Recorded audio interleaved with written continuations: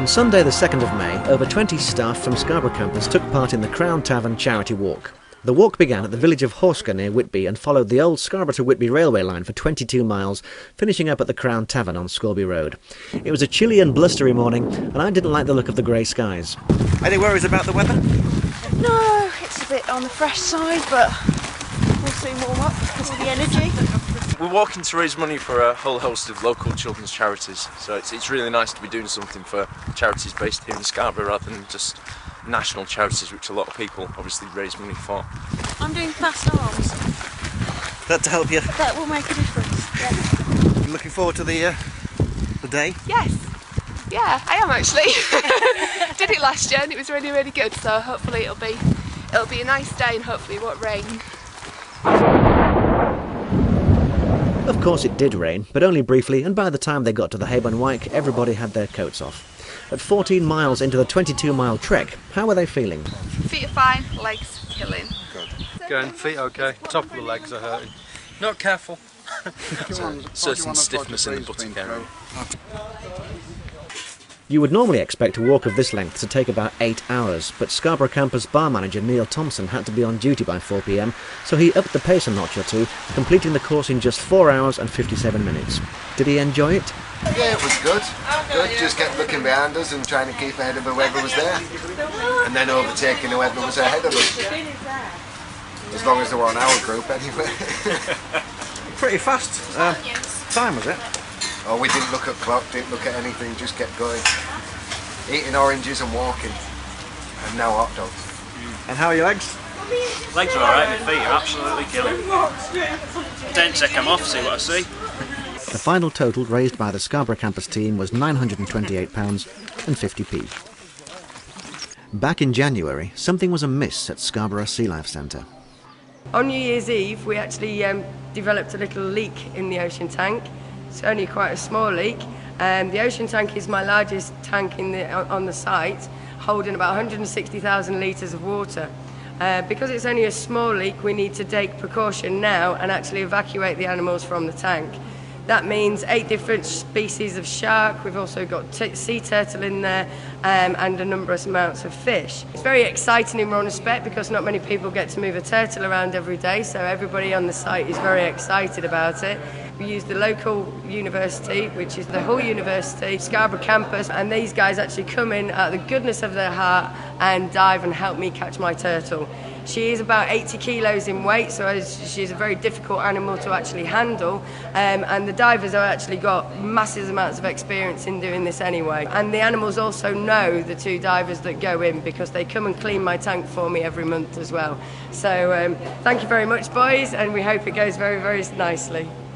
Far from being difficult to handle on this occasion, Antiope, the turtle, seemed more than keen to get onto the stretcher that would take her to her new home.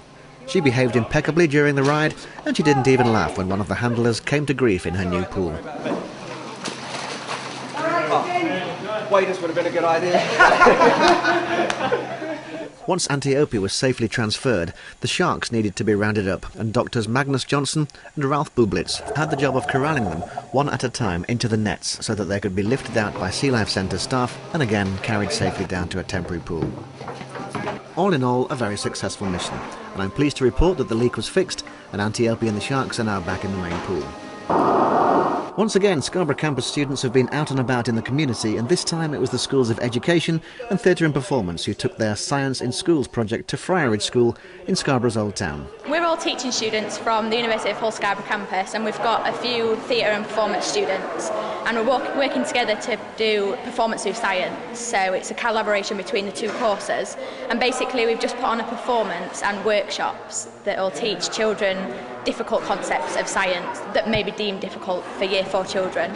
It's an LTSU project, Innovation in Student Learning project, funded by the Institute for Learning, looking at teaching science through the performing arts. So the original idea was looking at buddying up some education students with some students from School of Arts and New Media. Right, 1, 2, 3! Rain, rain, coming from the sky. Help me! It's themes around science. The different subject areas we're doing a lot to do with plants and a lot to do with space. which are then split into the main workshops we're doing. I think it's going really, really well. I think it's a really, really enjoyable experience.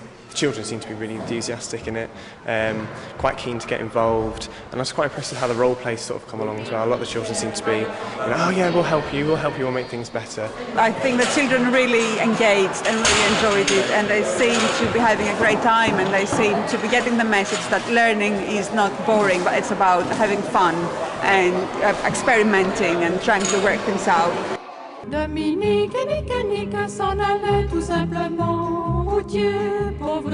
And finally, this is the shocking mobile phone footage of an escaped polar bear running amok on Scarborough campus.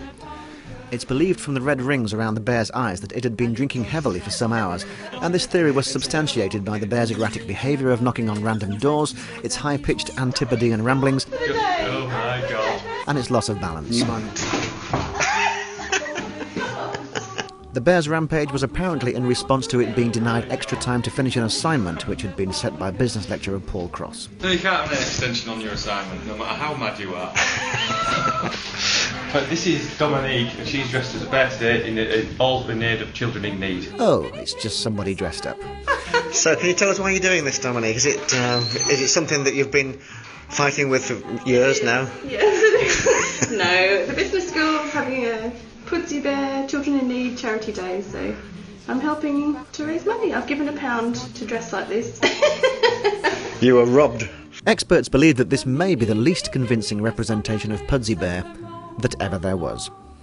En tout chemin, en tout lieu, il ne parle que du bon Dieu, il ne parle que du bon Dieu.